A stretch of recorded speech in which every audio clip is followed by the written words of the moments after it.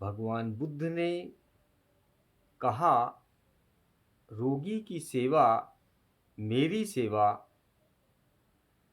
भगवान बुद्ध कहते हैं, जो रोगी की सेवा करता है वह मेरी सेवा करता है। एक समय एक भिक्षु को अतिसार हो गया था और वह अपने ही मलमूत्र में पड़ा था। आनंद स्थविर को साथ लिए घूमते घूमते भगवान बुद्ध उस भिक्षु के निवास स्थान पर पहुँचे।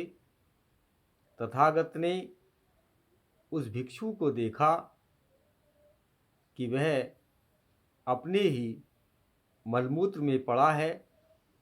यह देख वे उसकी ओर गए और जाकर पूछा, भिक्षु, तुझे क्या कष्ट है? भगवान, मैं अतिसार से पीड़ित हूँ। भिक्षु, क्या कोई तुम्हारी सेवा नहीं कर रहा है? भगवान, नहीं। भिक्षु, ऐसा क्यों है कि दूसरे भिक्षु तुम्हारी सेवा नहीं करते?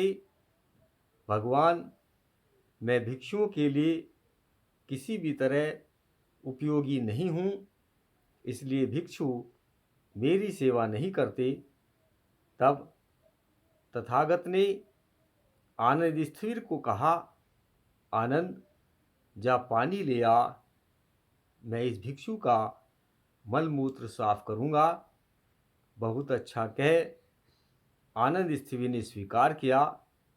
जब पानी आ गया तो तथागत ने पानी गिराया और आनंद स्थविर ने उस भिक्षु का शरीर मल मल कर धोया।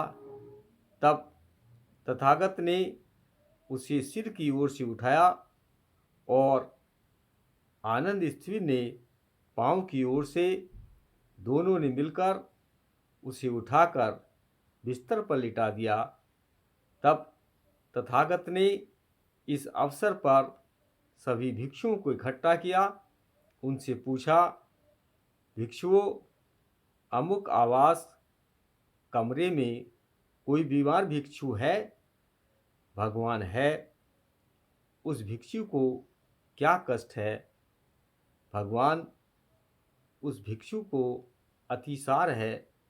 लेकिन भिक्षुओं, क्या कोई भी उसकी देखभाल कर रहा है? भगवान, नहीं। क्यों नहीं? भिक्षु उसकी देखभाल क्यों नहीं करते?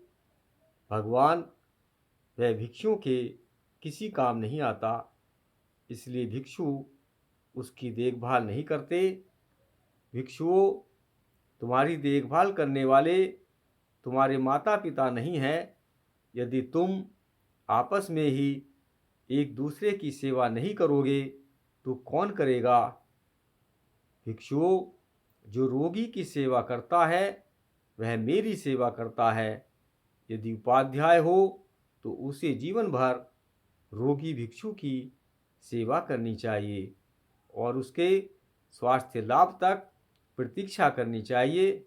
यदि आचार्य हो, यदि नवसेवक हो, यदि शिष्य हो, यदि साथ रहने वाला हो, यदि गुरु भाई हो, हर किसी को दूसरे के स्वास्थ्य लाभ तक उसकी देखभाल करनी चाहिए। यदि कोई रोगी की देखभाल नहीं करता तो यह उसका दोष माना जाएगा। नमो बुद्धाय।